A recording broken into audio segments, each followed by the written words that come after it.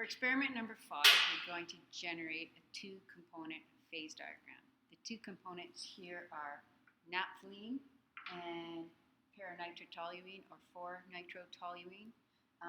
We also have 5 mixtures of these two components, and ultimately what you have to do for each of these samples is determine both an initial and final melting point.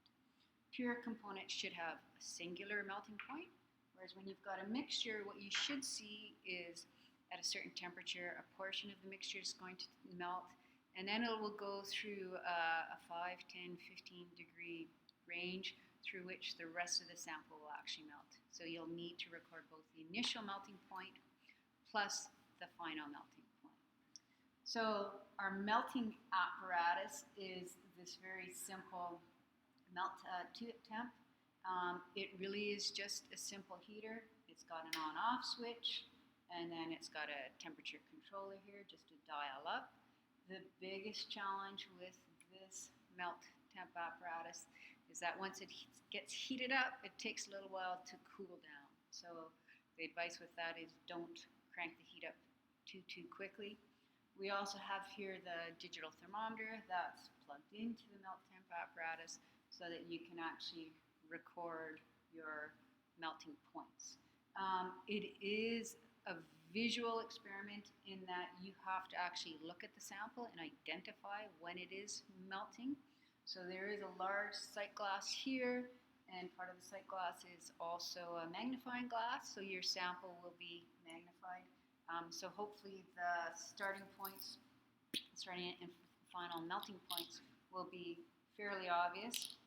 We use really small samples. They are put into this very tiny capillary tube.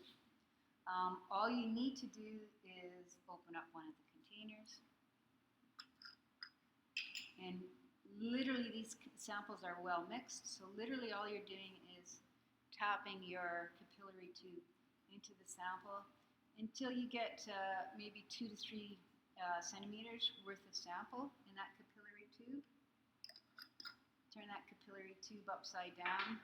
You can either tap it then on the bench top to try to get that sample into the bottom, or we do have a high-tech capillary tube installer here, and literally all you do is drop the capillary tube down the glass rod, and it very quickly delivers the sample from the top of the capillary tube to the bottom. Once you have a centimeter or 2 of that sample in the bottom of the capillary tube, then you can put it into the melt tube apparatus. There is some very specific slots it needs to drop into. Hopefully that'll be obvious. And then again, the sight glass, and you should take a look through the magnifying glass, and you should be able to see your sample.